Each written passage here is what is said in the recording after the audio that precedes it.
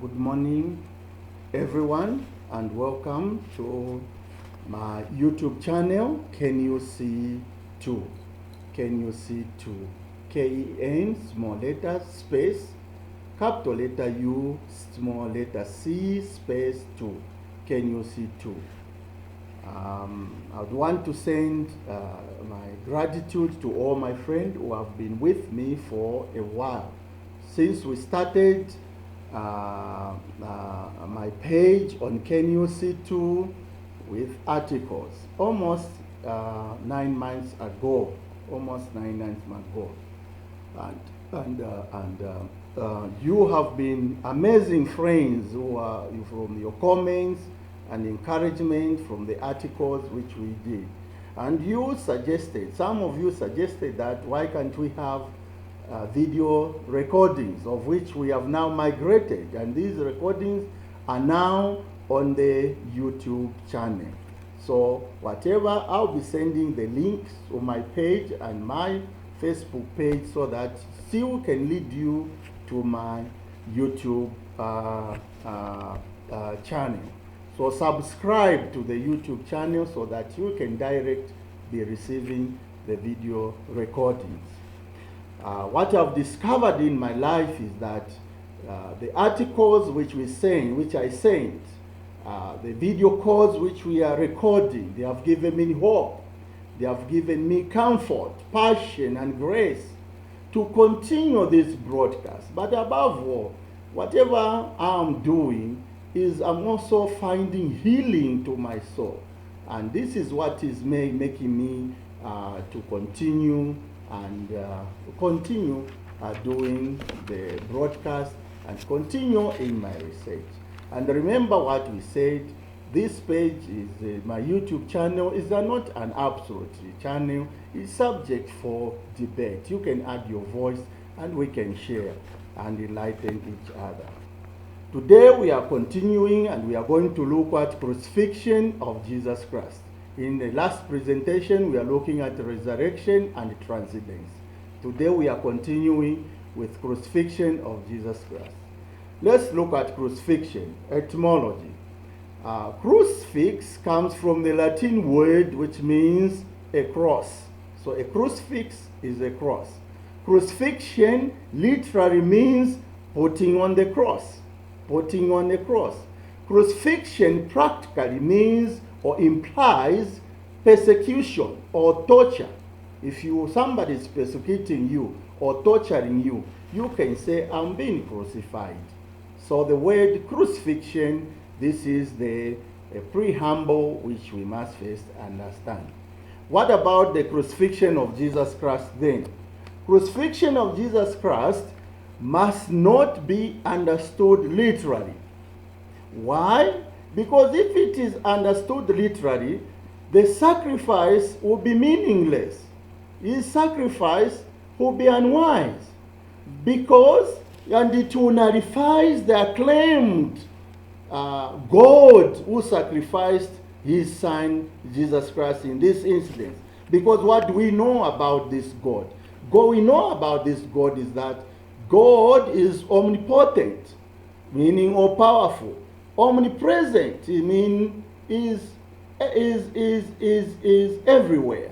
And omniscient means all-knowing. So we are talking about this God who is all-powerful, who is everywhere, who is all-knowing.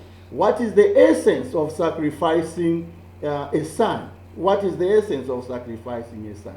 So here we are looking at a God who can change everything, minus sacrificing, shedding blood to save his people. But what is the implication? So what we are saying, this must not be understood literally. The implication by human concept, the human concept is that God, to sacrifice his son to save his people from his sin by washing them in his son's blood, then this will imply that this God has been dabbed into black magic to save his people. Because you want to shed blood. You want blood to be there to save a people. Somebody to die to save a people. Now, if this is understood literally, like we understand the sacrifice which has been done. It's not the first thing in the Bantu culture, for example.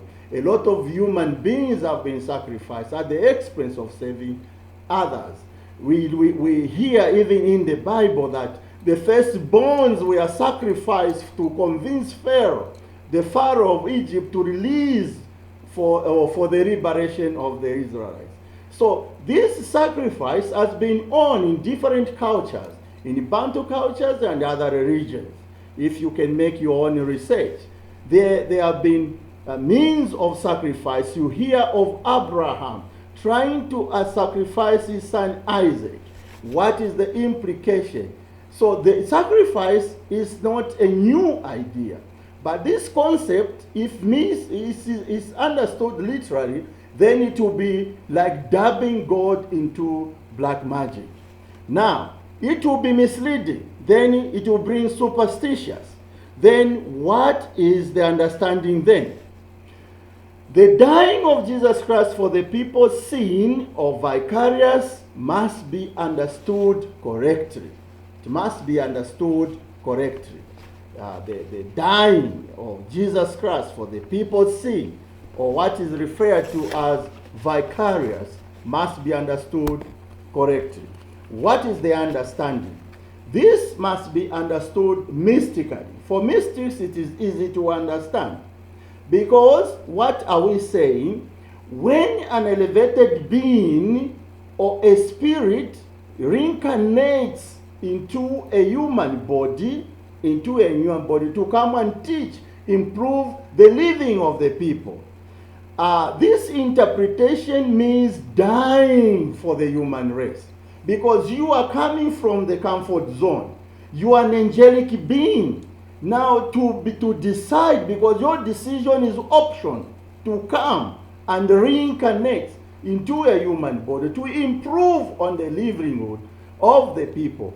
The process itself is already dying for the people. Because this is what are we saying? Dying for the people is because it is entirely option. It's entirely option. You have decided to be born from the comfort zone to this kind of life. So you have died for your own people. So the experiences Jesus Christ endured here on earth, that has difficulties, rejection, suffering for various forms, for this angelic being, divine being, to be incarnated into the human body, which is a materialist, dying, this is dying for the human race. We can say this is the rejection, difficulties. This is crucifixion. The crucifixion here is not on the cross then. The crucifixion is the experiences of difficulties, rejection, and suffering. And the dying here is from when this angelic being reincarnates into a human body.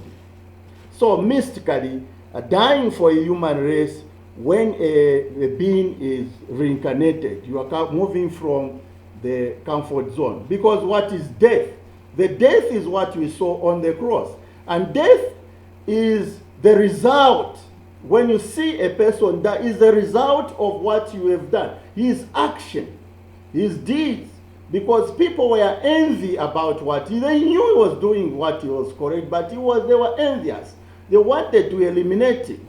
So his sojourn here on earth, what we saw on the cross, is not dying there for the people's sins mystically.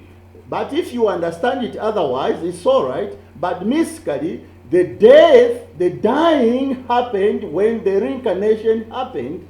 And what we saw on the cross was the result of the action. Because death is unrelative to a human body. Death is relative to a human body, not to the soul. Therefore, sacrifice of Jesus must not be understood literally. The story of Abraham, if you look at the story of Abraham, who restrained Abraham from sacrificing Isaac? It was God. It was God. He advised, don't kill your son. Can the same God literally do the literal sacrifice? No, you must be understood correctly. Otherwise, if it is misunderstood, it will contradict other cosmic laws, the cosmic laws of karma. It will contradict the law of compensation, the law of every reaction, there will be reaction. If you kill an innocent person, the Jesus Christ, literally, with the laws of these cosmic laws, it will imply more suffering of the people, more deaths to compensate for an innocent person, for the omission, for killing or sacrificing, for the crucifixion of an innocent soul. Let me digress a bit. Let's look at teachers, lecturers, and professors. They are found at an institute. They are at an institute, they give instruction to learners so that they can pass examination. Now, these professors and teachers, they are not there to fail the examination. They are there to help the learners to pass the examination. And they are not there to prove failures. Why should they fail the examination and let the student pass? No. So this this sacrifice of Jesus Christ must be understood. The death is not the failure. It will be contrary. But the achievement, this death is not a failure on the cross. No. It will be ridiculous and will be contrary to expectation of examination passes if the lecturers, instructors will be failing the examination. So the death of Jesus Christ on the cross is not a failure. If you understand, if it is understood correctly, so we are saying the lecturers and teachers, they must not fail exam. And Jesus did not fail the exam. But because we are looking at his Father was omnipotent, all powerful, he could not subject his Son to be crooks, to be killed. That's why we are talking about the cosmic laws of karma. It will imply more people to die. But how beneficial was it that the death is the acceptance to reincarnate in the human body, and on the cross was the result. And he, of course, he conquered death. And he resurrected, and this gives hope to all the followers of Jesus Christ, or Christianity, they say. So today, my dear friends, we are called to die also for our friends, to die for people, especially those in need. Let's move from our comfort zones and help our people so that we can emulate the great master who is Jesus Christ. Also to grow up and understand the story of Jesus Christ's crucifixion correctly and maturely. Believe in resurrection of Christ, not to be afraid of death, and strive to live correctly. Not to live a life of a circle. Live a life of a spiral. Then we are going to reap great things. Then we shall stay to live a life that someone is breathing better because we lived. And this is what we expect to learn from this great master.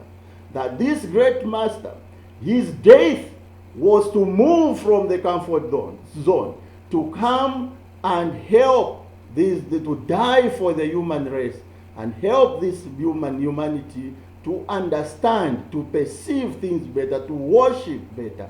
And this is the great thing. Once again, thank you very much, my friend, and the great followers of my YouTube channel. You can look at this and add your voice in your understanding. There is nothing wrong to understand that on the cross, that is where the death, you saw it, but we are looking at from a mystical point of view.